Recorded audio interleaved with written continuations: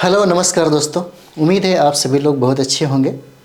हम लोग अभी देख रहे थे बिहार स्पेशल, और बिहार स्पेशल में हम लोग आज करने वाले हैं मौर्योत्तर बिहार। मौर्योत्तर बिहार से भी प्रश्न पूछे जाते हैं, तो चलिए हम लोग शुरुआत करते हैं। आपके बीपीएससी टीचर के लिए बहुत इंपॉर्टेंट है, और ये स्पेशलाइज की अगर बात करें तो हम लोग बीपीएससी टीचर और बिहार जो बीपीएससी 70 बीपीएससी के लिए हम लोग काम कर रहे हैं। तो बिहार स्पेशल में अगर हम लोग देखें तो लगभग 7500 से कहीं ज़्यादा प्रश्न है। टॉपिक बाय टॉपिक है। अगर हम लोग सबको ख़त्म कर लेते हैं, 7500 से कहीं ज़्यादा है, तो बिहार स्पेशल से सवाल जो पूछे जाएंगे वो आपसे छूटेगा नहीं। तो चलिए हम लोग देखते हैं। पहला सवाल है, पुष्यमित्र शुंग ने कब शुंग वंश की स्थापना किया, है ना। देखते हैं हम लोग। पहला प्रश्न हो जाता है कि पुष्यमित्र शुंग ने कब शुंग वंश की स्थापना किया, है ना। तो इसका सवाल हो जाएगा मौर्योत्तर बिहार हो जाएगा। इसका स्थापना 185 ईसा पूर्व में हो जाएगा। इसी समय मौर्य सम्राट का जो अंतिम सम्राट था उसका नाम था बृहदत्त, जिसकी हत्या करके पुष्यमित्र शुंग ने शुंग वंश की स्थापना की थी। धनदेव की अयोध्या लेख से किस वंश से संबंधित जानकारी मिलती है? दूसरा नंबर सवाल हो जाएगा, और दूसरा का आंसर है शुंग हो जाएगा। शुंग वंश की जानकारी धनदेव की अयोध्या लेख से मिलती है। कहता है कि कहाँ के गरुड़ स्तंभ लेख से शुंग वंश की जानकारी मिलती है। तीसरा नंबर सवाल, तो ये देखिए बेशनगर से मिलता है, और ये जो बेशनगर से जो मिलता है इम्पॉर्टेंट है आपके लिए, है ना। चलिए आगे हम देखते हैं। चौथा नंबर सवाल हो जाता है, कहता है मालविकाग्नि मित्रम किसकी रचना है? 4 नंबर सवाल हो जाता है, मालविकाग्नि मित्रम ये है कालिदास की रचना है। पूछा गया है बीपीएससी के द्वारा बहुत बार। महाभाष्य के रचनाकार कौन होते हैं? 5 नंबर, तो महाभाष्य के रचनाकार जो हैं ये पतंजलि हो जाते हैं, 5 का ए। छठा हम लोग देखेंगे, निम्न में से किस रचना से शुंग वंश की जानकारी मिलती है? छठा नंबर सवाल है।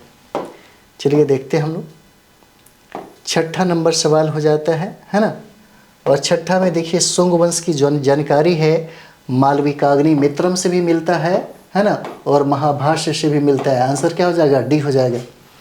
7 नंबर सवाल देखेंगे, कहता है यहाँ पे पुष्यमित्र शुंग ने किसके आक्रमण से मगध की रक्षा किया था? 7 नंबर क्या हो जाएगा? तो यवनों के आक्रमण से मगध की रचना किया, यही रक्षा होता है। तो पुष्यमित्र शुंग ने किसके साथ युद्ध में विजय प्राप्त की थी? 8 नंबर सवाल क्या हो जाएगा? 8 नंबर सवाल कहता है कि पुष्यमित्र शुंग ने किसके साथ युद्ध में विजय प्राप्त किया था? तो ये आपका विदर्भ भी हो जाता है, यवन हो जाता है। आंसर क्या है? डी हो जाएगा, है ना। चलिए अगले प्रश्न देखते हैं हम लोग। 9 नंबर सवाल है, कहता है यहाँ पे पुष्यमित्र शुंग के बाद मगध का शासक कौन बना, है ना। 9 नंबर सवाल क्या हो जाएगा?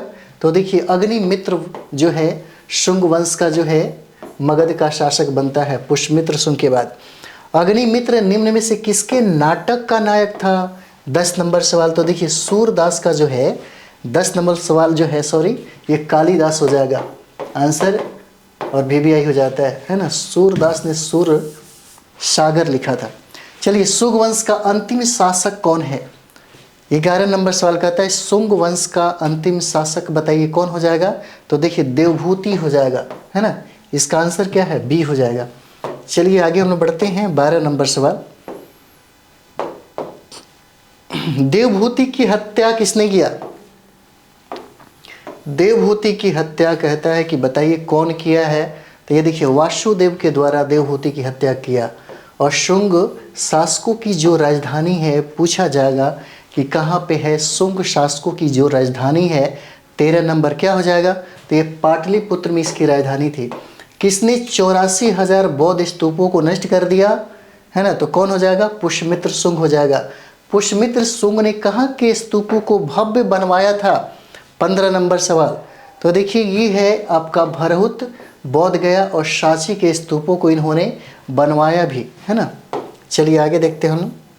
16 नंबर है, शुंग वंश के शासन काल में स्वर्ण मुद्रा को क्या कहा जाता था, है ना। 16 नंबर सवाल देखिए हम लोग देखते हैं यहाँ पे। स्वर्ण मुद्रा को निष्क भी कहते हैं, दिनार भी कहते हैं और सुवर्ण भी कहते हैं।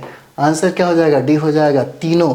शुंग वंश के शासन काल में तांबे की मुद्रा को क्या कहते हैं, पूछा जा सकता है। तांबे की मुद्रा को क्या कहते हैं, तो करशापन कहा जाता है। 17 का क्या हो जाएगा, सी।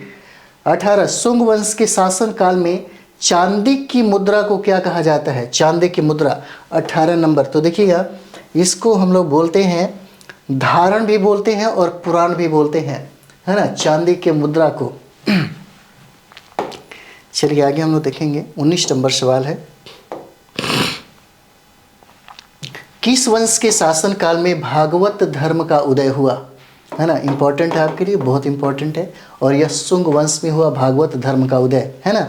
शुंगकालीन वास्तुशिल्प के उत्कृष्ट नमूने कहाँ से प्राप्त हुए हैं, 20 नंबर सवाल क्या हो जाएगा, ये बोध गया हो जाता है। आंसर क्या है, सी हो जाएगा। 21 नंबर सवाल, बोध गया के विशाल मंदिर को चारों ओर से, है ना, एक छोटी पाषाण वाटिका मिलती है, यह किस काल की है ना। 21 नंबर सवाल क्या हो जाएगा, तो ये शुंग वंश का हो जाएगा, है ना। आंसर क्या है, सी हो जाता है। चलिए आगे हम लोग देखते हैं। 22 नंबर हम लोग सवाल देखेंगे। 22 कहता है कि शुंग वंश के बाद मगध पर किस वंश का, है ना, शासन स्थापित हुआ। 22 नंबर कौन हो जाएगा, तो ये देखिए कन्नौ वंश हो जाता है। कन्नौ वंश का संस्थापक कौन है, 23 नंबर सवाल क्या हो जाएगा, तो वासुदेव हो जाता है, कन्नौ वंश का संस्थापक, है ना। शुंग वंश के बाद कन्नौ वंश आता है। कहता है कि निम्न में से कौन कन्नौ वंश का शासक नहीं है, 24 नंबर सवाल कौन हो जाएगा, तो वासुदेव, है ना, वासुदेव है। ये देखिए कहता है कि कन्नौ वंश का शासक नहीं है ना। 24 नंबर सवाल क्या हो जाएगा, देखिए भूमिमित्र, सुशर्मा, नारायण और वासुदेव है। कहता है कि निम्न में से बताइए कन्नौ वंश का संस्थापक जो है ना, संस्थापक आपको वासुदेव है और इसमें सुशर्मा हो जाएगा, है ना। सुशर्मा भी नहीं हुआ, भूमिमित्र हो जाता है आंसर। चलिए अगला हम लोग देखते हैं। 25 नंबर सवाल हम लोग देखेंगे। इसमें 25 से कन्नौ वंश का आखिरी शासक कौन हो जाता है ना। कन्नौ वंश का अंतिम शासक देखेंगे हम लोग। 25 नंबर क्या हो जाएगा, तो 25 का सुशर्मा हो जाता है ना। और सुशर्मा की हत्या किसने किया, 26 नंबर सवाल है, सुशर्मा की हत्या शिमुख के द्वारा किया जाता है। ये सवाल पूछा गया आपका, सुशर्मा की हत्या किसने किया, है ना। 26 नंबर सवाल शिमुख के द्वारा किया जाता है। कन्नौ वंश का शासन कब से कब तक रहा, 27 नंबर हम लोग देखते हैं यहाँ पे, है ना। 27 नंबर देखिए कहता है यहाँ पे कब से कब तक रहा, तो देखिए इसका आंसर 75 से 30 ईसा पूर्व हो जाता है। कुषाण वंश की स्थापना किसने किया, 28 नंबर सवाल कौन हो जाता है, तो कुजुल कडफिसस हो जाएंगे, कुषाण वंश की स्थापना। और कुषाण वंश का सर्वश्रेष्ठ शासक कौन है, 29 नंबर हो जाएगा, कनिष्क, है ना, कनिष्क हो जाता है। चलिए आगे हम लोग देखते हैं, कनिष्क कब शासक बना, है ना। 30 नंबर सवाल है, 78 ईस्वी में यह शासक बनता है।